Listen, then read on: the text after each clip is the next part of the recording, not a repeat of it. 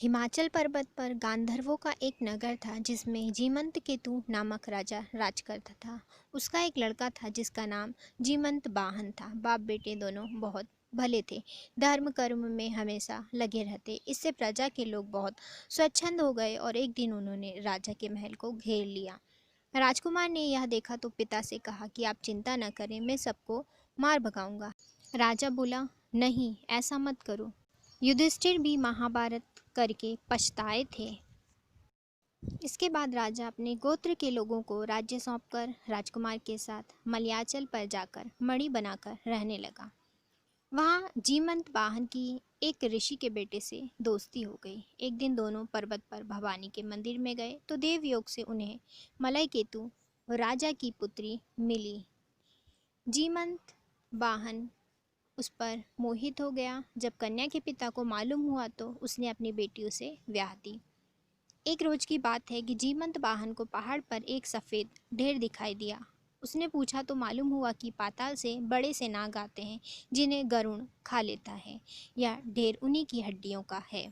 उसे देखकर जीमंत वाहन आगे बढ़ गया, पर कुछ दूर जाने पर उसे किसी के रोने की आवाज़ सुनाई दी। पास गया तो देखा कि एक बुढ़िया रो रही है।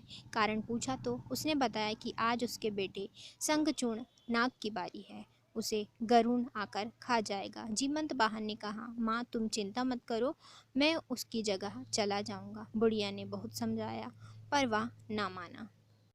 इसके बाद गरुण आया और उसे चोंच में पकड़कर उड़ा ले गया। संयोग से राजकुमार का बाजूबंद वहीं गिर गया जिस पर राजा का नाम लिखा हुआ था।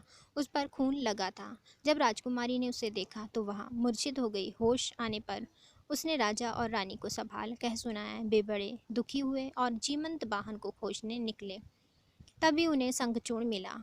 उसने गरुण को पुकार कर कहा, हे गरुण, तू इसे छोड़ दे, बारी तो मेरी थी। गरुण ने राजकुमार से पूछा, तू अपनी जान क्यों दे रहा है? उसने कहा, उत्तम पुरुष को हमेशा दूसरों की मदद करनी चाहिए।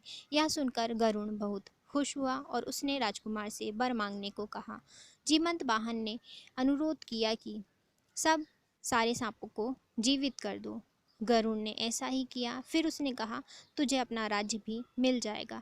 इसके बाद वे लोग अपने नगर को लौट आए। लोगों ने राजा को फिर गद्दी पर बैठा दिया। इतना कहकर बेताल बोला, हे राजन, यह बताओ, इसमें सबसे बड़ा काम किसने किया? राजा ने कहा, शंखचूर्ण ने। बेताल ने पूछा, कैसे? राजा बोला, जीमंत वाहन जाति का क्षत्रिय था, प्राण देने का उसे अभ्यास था, लेकिन बड़ा काम तो शंखचूर्ण ने किया, जो अभ्यास न होते हुए भी जीमंत वाहन को बचाने के लिए अपनी जान देने को तैयार हो गया। इतना सुनना था कि बेताल फिर पेड़ पर जा लटका। राजा उसे पुनः लेकर आया तो उसने एक और कहानी सुनाई।